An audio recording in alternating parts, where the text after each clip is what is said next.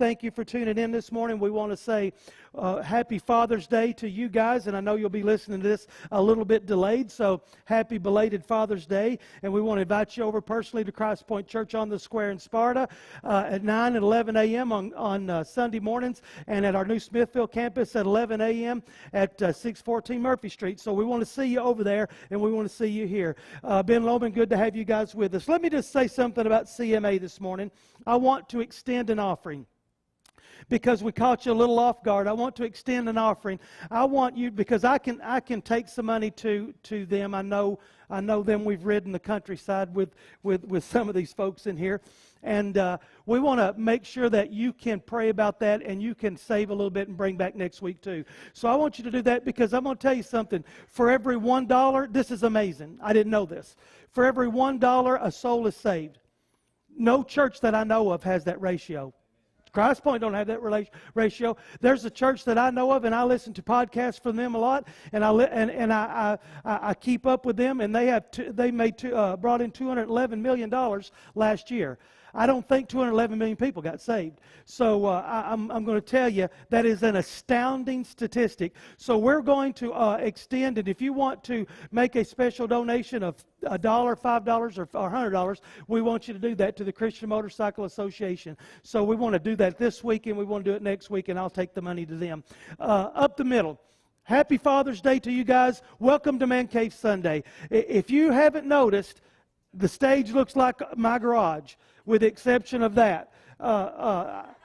Minor in cases, but it looks like my garage. And I'm going to tell you something, man. Everybody has a foot. Oh, it's tied up. Everybody has a foot cup holder. So that really was on somebody's foot last week. So if you stick around to 11 o'clock, you'll see him. I think he's got another one. You'll see him coming in. But anyway, welcome home. Welcome to the 9 a.m. service. Welcome, Man Cave guys. Welcome, women. Welcome, ladies, and happy Father's Day to you. Let me talk about Up the Middle just a little bit. I got to tell you first, before we talk about Up the Middle, I got to tell you about Bubba. Bubba, you know, he's just a simple guy, and Bubba worked for a dude, and he had never had this happen to him. The guy wrote him a check. So Bubba got a check written to him, and he says, I don't know what this is. I don't understand. He says, well, that's the same as cash. It don't look like cash to me. He said, well, you've got to take that check and you've got to cash it. I don't understand that. You take it to the bank and they'll give you the money. I don't understand. He said that I've written on the front. I've written your name and how much money. So you take that. I just don't have the cash. He said, you lying to me? He said, no, I'm telling you the truth. He said, go to the bank and they'll give you the money. Bubba walks in the bank. Bubba says, I want my money. I got this check. I want my money. Banker says, yes, sir. Bubba, it's no problem. All you have to do is endorse that check on the back. I don't know what endorse means. He said, well, what's endorse mean? He said, you have to sign the check. You mean I put my name on it? He said, yeah, I'm not putting my name on anything. He said, you're not going to come back on me, so I'm not writing my name on anything. He said, Bubba, you don't understand. If you don't sign the check, I can't give you the money. Well, I'm not signing the check. He said, well, you can go somewhere else, then it's our policy. Bubba leaves, goes to the next bank, walks in, looks at the banker, says, I got this check. He says, yes, sir. He says, no problem, Bubba. We'll cash it for you. He says, you got to endorse it. He said, you want me to sign it, don't you? He said, yes, I want you to sign it. It's that policy. He said, I'm not signing that thing. Baker picks Bubba up and smacks him across the face about 3 times and said, I said, sign that check. Bubba said, I sign it. Bubba signs his check, and he leaves with his money. He walks into the banker number 1. He flaps his money in his face, says, look at there. He said, I got my money, didn't I? He said, what'd you do? He said, you just didn't explain it like that other guy did. So I'm going to kind of lay it out this morning. I'm going to explain it. I'm going to explain it best I can. I'm fixing to do some explaining up in here. So I'm going to explain it best I can. And I'm going to give you a verse, and we're going to look at the verse. It's right smack in the middle of the chapter of Philippians chapter 3. We're going to look at it, and then we're going to talk some man stuff. We're going to explain it, because I'm going to tell you, every woman's going to do this. Every wife is going to do this when I say, guys, I have to explain it for us. So, and like, yeah, you do. So let's read this. Brothers, I do not consider that I have made it my own, but one thing that I do, forgetting what lies behind, this is where I want to key in on, and straining forward to what lies ahead. Verse 14, I press on toward the goal for the prize of the upward call of God in Christ Jesus. Let me just kind of explain this to you. We got some men in the house today. It's Father's Day, and it's all about X's and O's. It's about X's and O's. Paul is literally writing and diagramming out the playbook right there. He is drawing X's and O's in Philippians chapter 3, verses 13 and 14. I'm going to tell you, in a few weeks or in a few months, Neyland Stadium, if you don't know what Neyland Stadium is, it's the big one of the biggest stadiums in the country, sitting over in Knoxville, Tennessee. In a couple of months, it's going to be swimming with the orange and white. Now, it doesn't matter if they win or lose, because that's not been a big issue lately. It don't matter if they win or lose. It's going to be swimming with orange and white. And it's going to be a sea of orange and white. And you know what? I guarantee there's going to be conversations with 100,000 people in that stadium like, boy, you remember the good old glory days? Peyton Manning launching those passes downfield. Man alive. I remember it was the glory days. Well, what about Andy Kelly? How many of you know what I'm talking about? We go back a little bit. Andy Kelly had a little rocket attached right here. And man, that guy was like pinpoint Tom. Man, he was just putting everything on the money all the time. Heath Schiller was like a big old block of wood. And man, that guy had another rocket. It just one shot after another, downfield, downfield, downfield. We love to see the downfield bomb. Man, we love it. There's nothing that excites the crowd more. I promise you, you could be eating a hot dog with a little mustard on it and a little relish and the bomb go downfield, you go spill it all over you. Jump up and look at it. You're going to look at see if they caught the bomb downfield. We live and die by the bomb. We think it's the greatest thing in the world. It's the most exciting play in football. But I'm going to tell you something. I'm going to rock your football theology. I hope I don't ruin it for you today. But games and championships aren't won with the long bomb. They just don't work that way. Championships and games are won at the line of scrimmage. The big guys are where it's won. And Paul describes it to us right here. It says, strain forward, press on. Stop trying to kick everything downfield. Stop trying to put everything downfield and focus on the run up the middle. See, up the middle is where our points are scored. See, I talked to a football coach a few weeks back. Spent a little time with him, sitting in a chair talking to him. And he says, keep pressing the middle. Just keep pressing the middle. He says, when you set up the run and you set up the run accurately, then you can execute the pass. But if you don't, then you can't. He says, up the middle run looks terrible. And I'm going to agree with him. The up the middle run looks terrible in the first and second quarter. It is the worst thing in the world, because if you watch UT football like I do, or your favorite team, I can't watch it sitting down. I just pace back and forth behind the couch the whole time, watching them just fussing and going on, wondering why in the world they ran that ball up the middle again when they can't. And I just get so frustrated. And it is the most frustrating thing. The up the middle run in the first and second quarter is awful. It looks like somebody else is in our playbook. We look like the Mud Dogs, and it looks like Coach Beaujeu has the green notebook on the other side, if you know what I'm talking about. Because Mama said foosball for the devil. But anyway, it looks like somebody, George back here laughing. Gotta love him. But see, we live and die by the long bomb, but we're going to make it up the middle. And up the middle in the first and second quarter looks like it don't know what it's doing. It looks like wrong plays are called. It looks like broken plays. But in the third and the fourth quarter, holes start to open up. See, because something starts happening. I'm going to get to it in just a second. Holes start to open up in the third and fourth quarter. So, Pastor, what are you saying? You guys explain it to me. I'm going to explain it. Life is like X's and O's. Life is X's and O's. It's a football diagram on screen written down in the Bible for us. Life is like X's and O's, and the objective of the game is to advance the ball that way. Now, the other team is trying to get this from us, and they're trying to take it in the opposite direction. The objective of the game is to take the ball that way, and we've only got 4 downs to get 10 yards.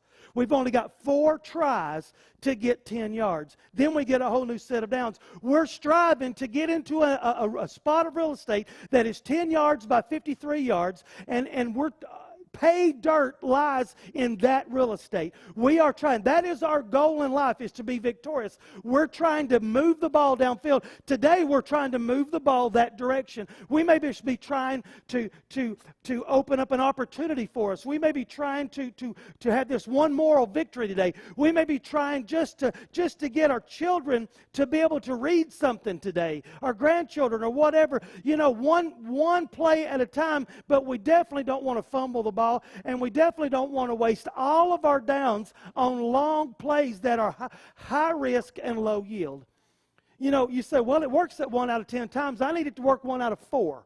In order for this to work, it's got to work 1 out of 4 times. 1 out of 10 is not going to be good enough. So we can't waste our plays on the bomb that the bomb play that might transpire. It might play out and it might get us a touchdown. But we can't. We've got to continue to run the middle. Keep running the ball up the middle. It's the highest percentage play in the book. Guys, I'm going to explain it like the banker did to Bubba. Big guys get tired. Big guys get tired. It's what a football coach told me. He said in the third and fourth quarter, big guys get tired and holes start to open up. All of a sudden, that bomb downfield that we was looking so forward to in the first and second quarter was so exciting. It's just exciting in the third and fourth quarter when the play opens up and the run develops to a 20 or 30-yard run because big guys got tired. So we're wanting to open the game up. We're wanting to run the ball. We've got to wear down the defense. If we don't wear down the defense, then we're going to look at the defense is going to wear us down. Number one, dads. I'm going to talk to dads this morning. Dads, you're the quarterback on the field. I don't know any other way of putting it. You're the quarterback on the field. You're the quarterback at home. You're the quarterback in your marriage. You're the quarterback in raising your children. It's your responsibility, just like Johnny Hood said right here. We need men right over there. We do have some. We need men over there because it's not our job to hire somebody to teach our kids about the Lord. It is our job. You know what? I like to have that Joshua chapter 24 mentality. As for me and my house, we're going to serve the Lord. So it is your job to be the quarterback. Let me tell you, the two most important positions on the field all of the time is the quarterback, and you're like, yeah, I knew that. And you're thinking, well, it's the captain on the defense. No. The second most important guy on the field, and this is from a football player, this is from a professional football player, the second most important position on the field is the backup quarterback. Because this quarterback is the leader. He's the leader on the field. Dad, you're the leader on the field. You're the leader in the huddle. You're the leader in every aspect of everything. You are the hero in that home. You are the legend in that home. You are the hero. And moms, you are the backup quarterback. You are just as important. Because if this guy goes down for any reason, if anything happens right here, then he has to have a communication line set up between him and his backup quarterback. And that backup quarterback can walk in and take over at any point in time, and we saw it in the Philadelphia Eagles last year. We saw a backup quarterback come in and take them to the Super Bowl and win it, and that's all I'm saying about professional football. So got me there, don't you? That's all I'm saying. So let me tell you, quarterbacks, guys, you are the quarterbacks. Dads, you are the quarterbacks. And the voice that you listen to will determine on whether you win or lose the game. I want you to pay real close attention right here because the plays get called in and the quarterback executes the plays. Let me tell you, we need to learn how in life to tune some voices in. Some voices need to be tuned in and turned up. Pastors, man, I need to be listening to my pastor. My small group leaders, I need to be listening to my small group leaders. My teachers, I need to be listening to them. I need to be tuning in. And there's some you just need to shut them down and hit the mute button. I'm just telling you like it is, because when we get too much of that coming in, we get a schizophrenic, it's basically what's called a schizophrenic leader, and a schizophrenic leader has too many voices in his head, and he confuses everybody. See, the dad that doesn't learn to be selective about the voices that he allows in confuses the message that goes to the family and the children. So you say, well, explain it to me. I'm going to explain it to you. That negative over there, every day at work, that guy in that cubicle, that guy on the other side of that workstation, that guy that's in the ditch, that guy that's on the radio, whoever that guy, don't take marital advice from the guy who's been divorced 4 or 5 times and is on his 5th one. Don't take marital advice from that guy. Don't spend time listening to that guy. Find somebody to pattern yourselves after. And this guy is over here. He's negative about everything. He's pouring negative into everything, and we're not supposed to be listening to that guy. Learn how to hit the mute button and shut him off. Learn how to shut him down. The guy who speaks anti-God, you're saying, hey, as for me and my house, we're going to serve the Lord. And this guy's speaking anti-God. Well, there is no God. I don't believe in this. The Bible says that. I disagree with that. You know what? I just shut you off about 4 weeks ago. You don't even know that. I don't even hear what you're saying. I hit the mute button. The one that causes doubt, the one that causes you to doubt your relationship, the guy or the family that causes you to doubt your relationship with the Lord, your family, your wife, your children. You know, you don't need to spend time with your children today. Let's go play golf. You know what? Mute that guy. Mute that guy. Tune him out. Learn how to mute that guy. Number 2, guys, define the win in the huddle. We got to know what play is being called in the huddle. The huddle is where the play is basically executed in the huddle. It's not executed on the field. It's executed in the huddle, because in the huddle is where a common goal is reached and a unified agenda comes out of that huddle. The play comes in. Dads, remember, life in the huddle will determine how effective the play will be on the field.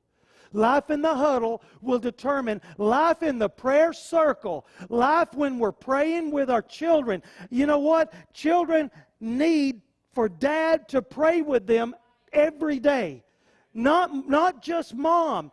They need dad to pray with them. They need dad to listen to them. And I'm going to tell you something. I've got granddaughters, and is it ever a drama? Man, just because one little girl didn't speak to her when she thought she ought to, the world comes to an end. And you know what I do? I listen to her, and I divert her. I continue to divert to tell her it's okay. It's okay. You be confident in who you are. You know what? We've got to listen to them, even though it don't make sense. We've got to pray with them. We've got to get and spend time in the huddle with them.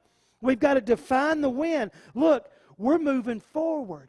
Let's pray that God gives us an opportunity to speak to them tomorrow. Let's move forward. We're advancing the ball. Number 3, build your team. Build your team. Building your team doesn't just add to your effectiveness, it multiplies our capacity to impact our families. Basically, get real. Get real and spend some time. There's no substitute for time. I heard a businessman tell me one time back in the 90s, he said, I never heard any businessman say at the end of his retirement or at his retirement, I spent too much time at home and not enough at the office. Every one of them, there's not ever been one that ever said, you know what, I regret that I didn't spend more time at home. I know successful people right now by the dozens whose children don't even know their father, whose children are on drugs because they didn't spend any time with them. They made money, though. They made a lot of money. So I've watched it. We've got friends right now that are taking. I don't. But a friend of mine has a friend that they're paying most of what they've ever made to get their children through rehab. You know what? Maybe you should have backed up, and it's too late to do it now, but it's not too late to start right now. You know what? Back up and let's do this right. Let's back up, let's regroup, let's get back in the huddle, let's redefine the win. Number 4, guys, don't try to grow a child. Well, what are you saying? Don't try to grow a child, grow a family. Be a powerful husband. Be a powerful husband. Your family will only be as strong as the marriage. Our family will only be as strong as the marriage. So I'm going to tell you, if we spend all of our time taking this kid to play baseball, taking this kid to play basketball, taking this kid to play football, taking this kid to do whatever, you know what? That kid's going to get out of here at one point in time, and I'm going to be married to a stranger. I want to make sure that I'm not married to a stranger. And I'm going to tell you, dads, you're probably not going to be the best father. I don't want to hurt your feelings. I'm sorry if I do. You're probably not going to be the best father in the world. But what you can be is the best father that you can be in the huddle. See, we don't have to have the best quarterback in the country. We just have to have the best quarterback in the huddle. The one that leads us. I've always been an advocate for give me the guys who want to play and will win games. Not just the all-stars. An average team that plays together can beat an all-star team almost every time. Give me the guys that want to play. In other words, get that Philippians model in our heads. Live the Philippians model that I have to continue to strive up the middle every day. I'm running the ball up the middle. My job today is to make sure my family knows how to pray. My job today is to make sure my family knows that I love them. My job today is watching somebody. You're not going to be the best father, but you know what? I'm going to challenge you to do something. Grandfathers know how to do something that fathers don't. And it is what it is. Grandfathers, I promise you, most every grandfather would love to go back and raise their children the way that they are with their grandchildren. Watch grandfathers and learn how to be a father by watching a grandfather. That's how we're going to get better. Number 6, I'm going to tell you, and I hate this for you, but it is the truth. The other team has a playbook too. The other team has a playbook too, and the devil knows the plays better than we do. The devil knows the plays real well, and he wants to wear us down. Let's look at Daniel chapter 7, verse 25. He wants to wear us down. And this is what it says in this prophecy. He shall speak words against the Most High, and he shall wear out the saints of the Most High, and shall think to change times and laws, and they shall be given into his hand for a time, times and times, a half a time. So, I want to key in on one thing. The devil knows how to wear us down. I promise you, he's good at wearing us down. Dads, you are a legend in your home. You are a hero in your home, and the devil wants to wear you down. He's got an objective, and I'm going to tell you why it's so important that he wants to wear you down. See, the devil wants to weary you. One version says weary us. He wants to wear us down. He wants to hang on to us like that guy on the other side of the football. He wants to hang on to us in the first and second quarters because the devil is way more patient than you and I are. He wants to hang on to us in the first and second quarters because he knows that we're going to get tired in the third and the fourth quarters. And he knows that holes open up when big guys get tired. So you're the big guy in your home. You're going to get tired. If you don't play the game right, you're going to get tired. Let me show you what getting tired looks like. Too much responsibility. Oh, I've got too much responsibility. I've got too many clients. I've got too many hours at the office. I've got too many hours doing this. I've got too much responsibility. Usually with too much responsibility comes too much debt. I've got too much debt. I've got too much responsibility. And let me tell you what happens after that. It gets to the point to where I can't be at church with my family because I have to be at work. Now, I'm going to tell you something. I've watched it for 25 years. I've watched people pray for God to open up doors for them for a better income, and then when they get that job, they disappear. I'm going to tell you, if your job requires that you can't be at church with your family, have the Joshua 24 mentality. As for me and my house, we're going to serve the Lord. You know what I tell teenagers all the time? Because they're always wanting a job. Tell them you can't work on Wednesdays and Sundays. You tell them that going out the gate, and they'll schedule around it. You can't sit there and you tell them, I believe that my family is important to me to be at church. I believe I have to be fed. I believe that I have to fellowship, and I have to iron, sharpen iron in that setting. And I don't want to forsake the assembling of myself together. That if it is causing us to spend time away from church to make the ends meet, then we need to regroup the ends. We need to get back in the huddle and redefine the win. If we can't get on Wednesday nights with our family, figure out a way to do it. Move something back. Because I'm going to tell you something. There's always somebody that's more important, it seems.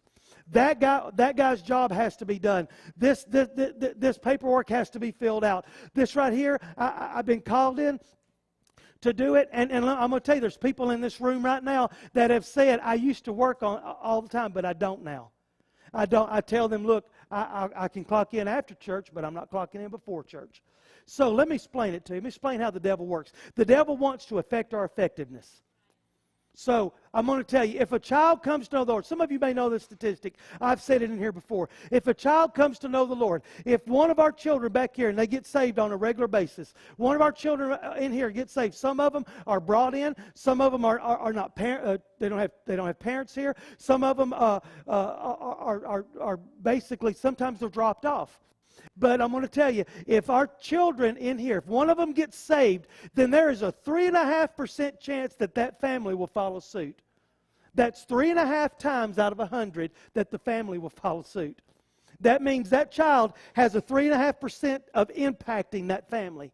If that mother comes in and let's just say she comes in here. I'm just going to break it down as simple as I can. Let's say she comes in here and she gives her heart to the Lord and says, I want to pray a sinner's prayer. If that mother comes in here and gives her heart to the Lord, the odds of her family following suit are 17%. 17 out of 100 times her family will follow her in walking with the Lord.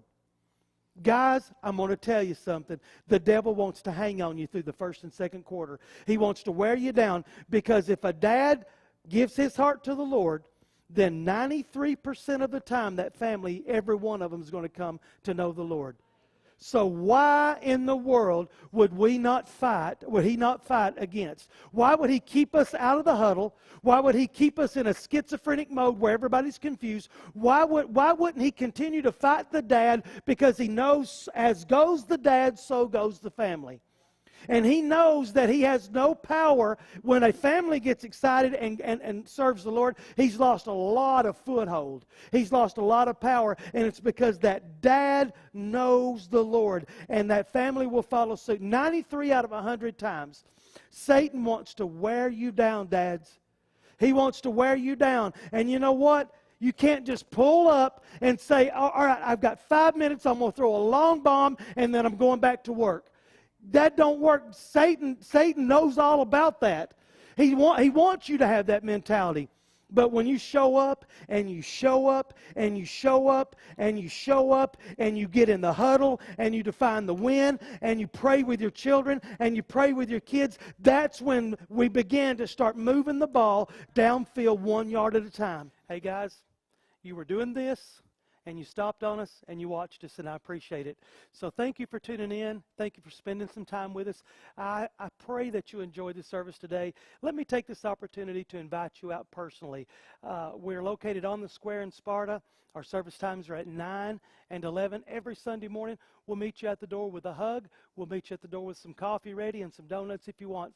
And let me just take a real quick minute to invite you over to our Smithville campus. For those of you who can't drive over to Sparta, drive over to Smithville, 11 o'clock for now, at 614 Murphy Street in Smithville, Tennessee. So one of our campuses, Christ Point Church, we're real people, we're living real lives, and we're serving a real God. Welcome home.